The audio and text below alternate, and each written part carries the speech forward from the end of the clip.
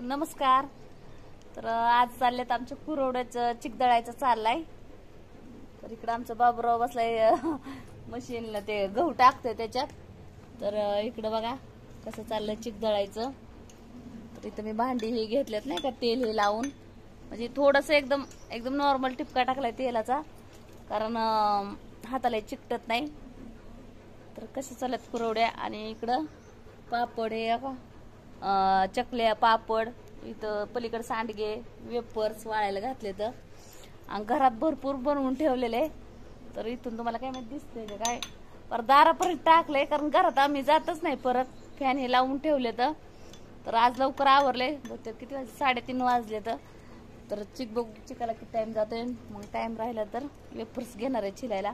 तर इकडं चाललंय बाई ती फिरवतात मशीन, आणि मी आता चिक चुरणार आहे, म्हणजे ती गहू चुरणार आहे त्यांनी दळून दिल्यावरती. तर बघा कुणाला कुरवड्या घ्यायच्या असेल तर सांगा कमेंट करून. बघा इथं एकदम भारी चिक निघतो का याच्यात ना व्यवस्थित. तर बघा तिकडे बटाटाही ठेवले, तर म्हणजे निवडून मोठे बारके साईडला. तर चाललेलं पसारा चाललाय आमचा, कारण आपला गृहउद्योग आहे. सगळं घरगुती हाताने बनवलेले आहेत. मशिनरी घ्यायचे तर पण चाललंय आता सध्या तर नाही का. तर चला चिक घेतो हे करून.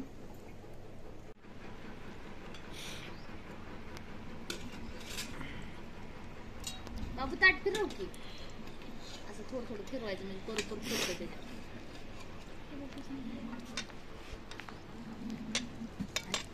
त्याच्यात कुठे ये.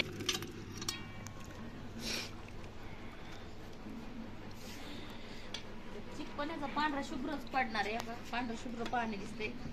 आता हे परत एक पाण्याने धुवायचं. मी आपलं थोडं थोडं हे करते, याला त्याच्यातून सोडा काढते. उद्या तुम्हाला दाखवलं कुरवड्या आपण कसे करणार आहे. आणि मी थोड्याच टाकून बघितलंय, आदुलीचं टाकलंय तो, म्हणजे चिक किती पडतोय काय याच्या नाही का,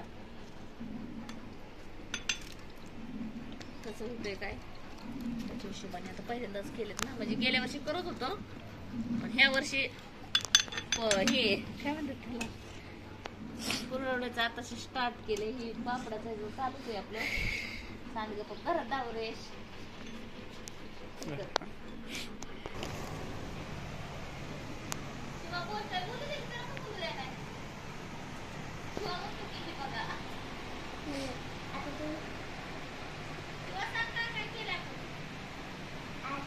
बघा आता पापड झाले म्हणून आता झाले. आता आता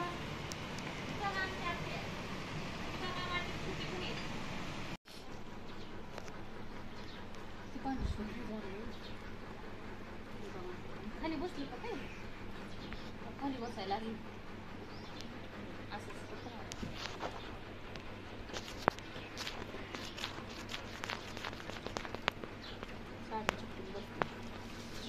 सकाळी संध्याकाळी ठेवायचं असं रात्रभर. आता ह्याला चिक सकाळपर्यंत खाली बसतो सगळा नाही का.